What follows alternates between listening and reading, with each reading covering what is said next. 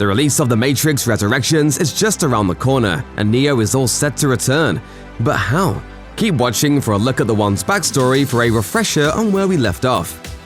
In the 21st century, the Earth is devastated by a war between humanity and the artificial intelligence they once enslaved. The machines then begin capturing and eventually growing human beings and use their bodies' energy as fuel. The war ends with the machines conquering the planet and humanity becoming essentially livestock, bred by the machines and living their entire lives in individual tanks to harvest their heat and electrical energy better. To keep the humans docile, a sentient program called the Architect devises a simulated reality called the Matrix to keep human minds busy and unaware of their captivity. The human mind can detect the unreality of the Matrix, so each prisoner is given a subconscious choice to accept or reject their simulated reality.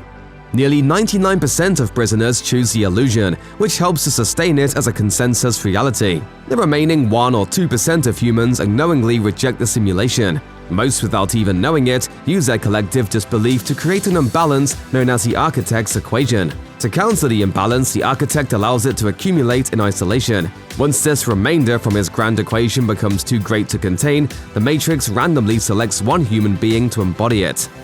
This person is known as the One. An extraordinary individual is born who can learn to reshape the Matrix at will. This figure awakens and frees a number of humans to the real world. Once the One meets the Architect and is told the truth about their nature, they are given a choice to either cooperate in perpetuating this cycle of control or to allow the Matrix to collapse, killing all of humanity. Given two terrible options, the One chooses to repair the Matrix so that it can be rebooted safely. Each set of freed humans believe that they are the first resistance, released by the original One and destined to discover their reincarnation. In fact, they are playing out a story written by their enemy over and over again. All 5 iterations of the One before Neo chose to surrender to those machines and restart the cycle. The story of the Matrix trilogy begins with the emergence of the 6th One, Neo, who was the first to make a different choice.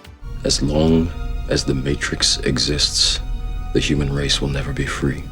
Like most humans, Neo is born in a vat in one of the machine's farms. His brain is jacked into the Matrix from birth, and he is raised as Thomas Anderson. Another unremarkable citizen of Mega City, he becomes a professional computer programmer and moonlights as a hacker under the alias Neo. Neo can sense that there's something wrong with the world he lives in, and spends his nights searching the internet for clues as to its true nature. This search puts him on the trail of a wanted terrorist known as Morpheus, who, as it turns out, has also been looking for him. Morpheus reaches out to Neo via his most trusted disciple, Trinity, herself a famous and formidable hacker.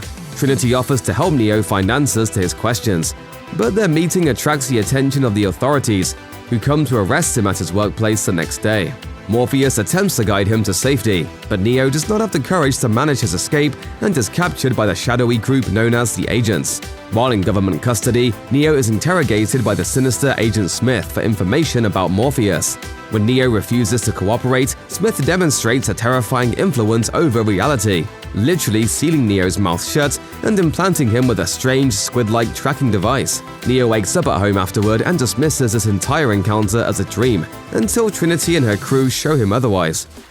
Hungrier than ever for answers, Neo agrees to meet with Morpheus, who offers him a choice represented by 2 pills. If Neo takes the blue pill, he will return to his ordinary life and never hear from Morpheus again. If he takes the red pill, Morpheus will give him the answers he seeks, but there can be no going back. Neo chooses knowledge but is completely unprepared for the terrifying truth. Soon he wakes up in the real world, a place he's never known.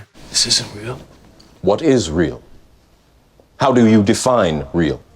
Neo joins the crew of the Nebuchadnezzar, a hovercraft commanded by Morpheus in the service of the underground human resistance. In addition to defending Zion, the last human city, resistance fighters broadcast their consciousness back into the Matrix in order to liberate the humans who are still trapped there, one by one. Re-entering the Matrix as a free mind grants them the ability to bend or even break the physical rules of the simulation. The Nebuchadnezzar's technology can even download complex skill sets directly into their brains, making them expert warriors overnight. With practice, this will allow Neo to return to the Matrix as an impossibly cool action hero like Trinity and the rest of the crew, but Morpheus has even bigger plans for him.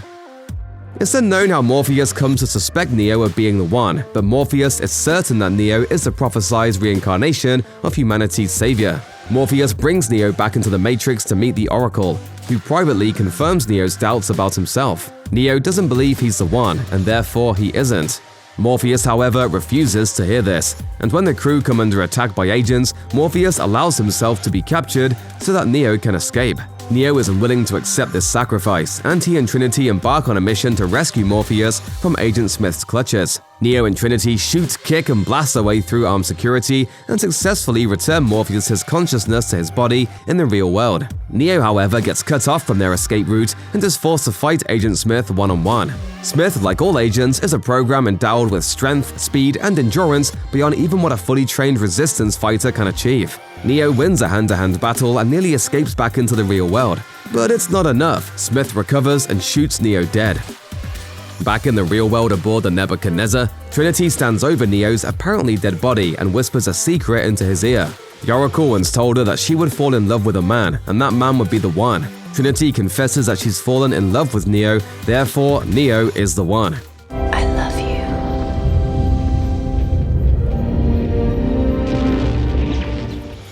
Through the power of this belief, Neo's vitals stabilize, and his projected self inside the Matrix springs back to life, more powerful than ever. Neo can now see the code behind the Matrix, move at speeds that are unfathomable even to agents, and stop a hail of bullets with a thought. With his newfound understanding of the Matrix, Neo dives into Agent Smith's body and seemingly destroys his program from the inside. 6 months after Neo's death and resurrection as the One, a massive machine army approaches Zion. With no hope of winning this physical confrontation, the crew of the Nebuchadnezzar embarks on a mission to help Neo reach the source, which the Oracle tells them will help them to win the machine war. They are led to the Keymaker, who creates a backdoor in the Matrix through which Neo can access the source. In order to ensure this operation's success, Trinity is forced into battle with an agent and is mortally wounded. When Neo steps through the backdoor, meets another program, the Architect, here the Architect reveals the terrible truth that the One is actually part of the machine's plan. Another system of control. The Architect offers Neo the same choice that he's offered the 5 previous subjects of the Prime program. He can return his code to the source and restart the cycle for another century, or refuse and allow the Matrix to degrade and wipe out humanity. Every previous incarnation of the One has been driven by compassion, a general feeling of love that led them to choose the long-term survival of the species. Neo, however, is in love with an individual and can't bear to lose her. Rather than perpetuate the cycle of the One, Neo hurries back to the Matrix and to Trinity, reviving her moments after death, just as she once did for him. Neo's choice means that the Matrix now has an expiration date, but it also means the fight for humanity's freedom can continue. Meanwhile, an additional threat grows from within the Matrix that poses a danger to both humanity and the machines: Smith. After being decompiled by Neo, Smith is reconstituted in the Matrix, which reflexively recodes him as a counterbalance against the power of the One. Smith gains the ability to rewrite the digital avatars of other programs or even human beings, creating countless copies of himself that share a single consciousness. Smith spreads like a plague across the Matrix.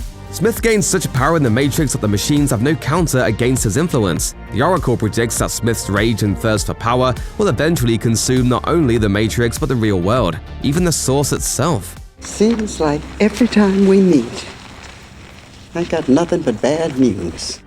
After Neo resuscitates Trinity, the couple returns to the real world, where they escape from the Nebuchadnezzar moments before machine sentinels destroy it. To everyone's surprise, even Neo's, Neo is able to incapacitate a Sentinel with his mind. He determines that he can use his newfound abilities to journey safely through machine territory to the physical home of the Source. Trinity refuses to let Neo take this dangerous journey alone and accompanies him for the voyage aboard the hovercraft Logos. However, the Logos also has a third passenger, Smith, who is stowed away via the hijacked human body of Bane. He attacks Neo and permanently blinds him with a bare electrical cable. While his eyes have been burnt out, Neo can still see machine code, including Smith. This allows him to kill Smith's new body and to serve as Trinity's navigator for the rest of the flight.